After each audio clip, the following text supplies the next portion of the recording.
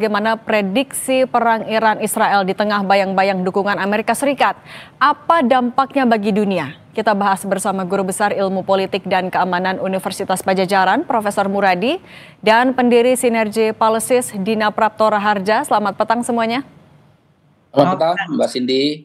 Saya mau ke Mbak Dina dulu. Mbak Dina, armada militer AS sudah dikerahkan ke wilayah di area Timur Tengah, semakin mendekat ke Iran. Apakah ini bisa dibaca sebagai jawaban Presiden Trump soal sikapnya apakah akan turut serta dalam perang Iran-Israel?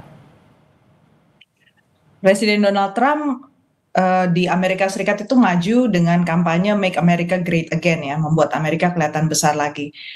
Dan situasi yang dihadapi sekarang ternyata tidak linear dengan apa yang direncanakan. Saya melihat ini sebagai buah simalakama juga buat Amerika Serikat.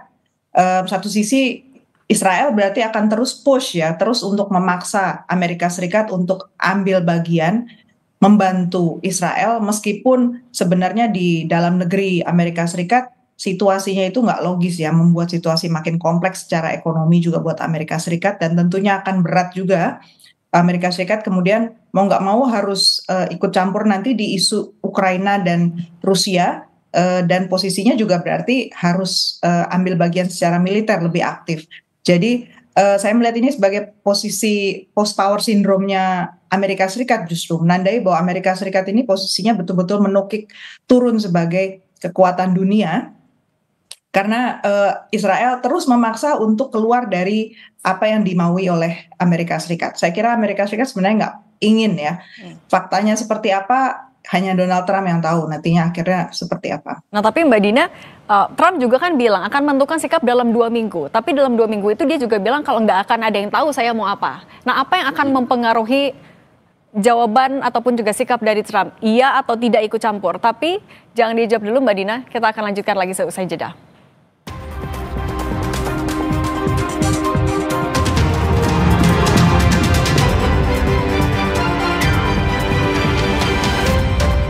Iran dan Israel, saya ke Prof. Muradi dulu. Prof. Muradi, Iran meluncurkan serangan ke titik fasilitas publiknya Israel. Dia bilang kalau ini adalah serangan yang proporsional. Tapi dengan menyerang pusat penelitian Weizmann Institute, apakah ini akan sebegitu signifikannya untuk melemahkan Israel? Ya, kalau melihat polanya, ini kan mereka mengikuti apa yang Israel lakukan.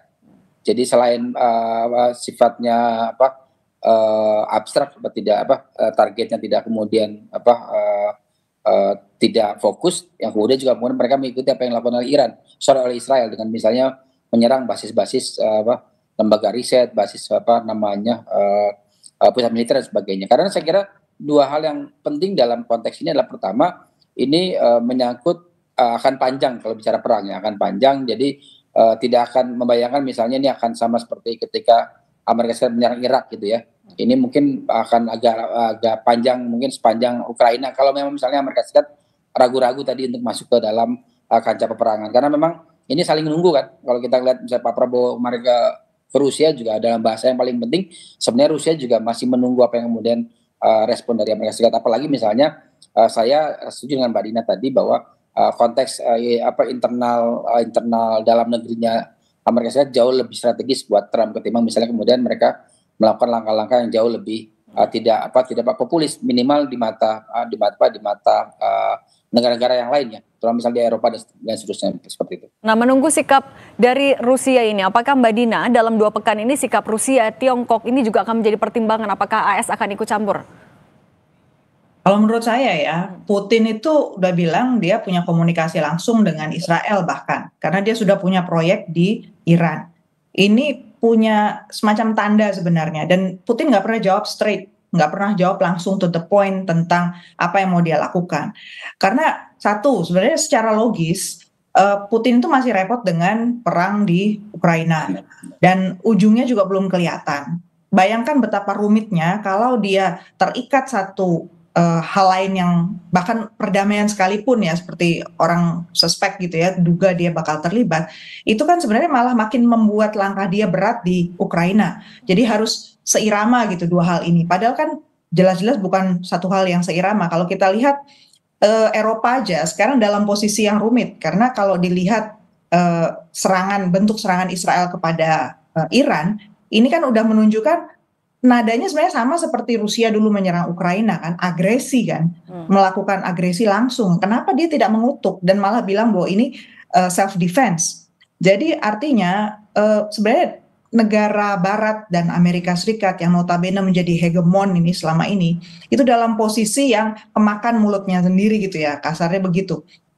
Sangat sulit dia mempertahankan posisinya, tetapi di mata dunia trust-nya itu sebenarnya turun. Jadi saya malah berpikir Rusia dan Cina itu justru akan jauh lebih hati-hati dalam melangkah karena dia tahu biarkan saja kredibilitas Barat ini turun dulu bahkan hancur. Kalau Prof. Muradi, dengan sikap negara-negara besar yang belum ada yang pasti nih, nggak ada yang jelas nih jawabannya, apakah ini menandakan perang ini akan semakin rumit atau justru ya sederhana, semakin bisa dibaca arahnya? Ya kalau misalnya koalisi Qatar di luar dua negara ini, saya kira justru jauh lebih simplistis ya. Kalau istilah sampai bercandanya itu lebih rumit kemudian memperdebatkan ijazahnya Pak Jokowi ketimbang kemudian perang antara Israel dengan Iran. Artinya memang secara prinsipil sebenarnya keberadaan Iran Israel sendiri juga dia kalau kalkulasi misalnya kekuatan militer ya.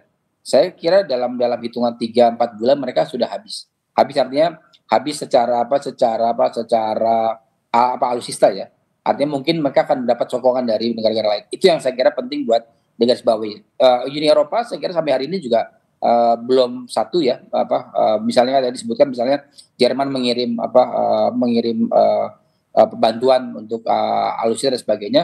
Sementara negara-negara lain masih nunggu. Dan untuk Rusia sendiri saya kira saya menangkapnya memang ini adalah pertarungan yang nggak mudah.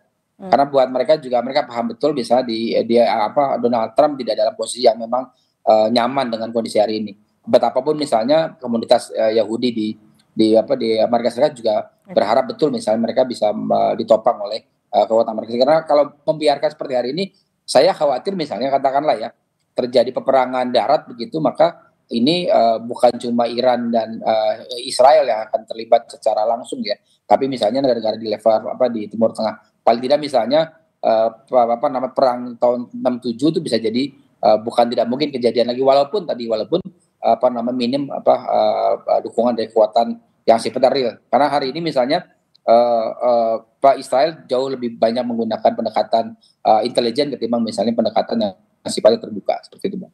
Oke, yang pasti deeskalasi ini menjadi harapan semua kawasan. Prof. Muradi dan Mbak Dina Prapto Raharja, terima kasih sudah berbagi di Kompas Petang. Sehat selalu semuanya. Terima kasih, selamat petang.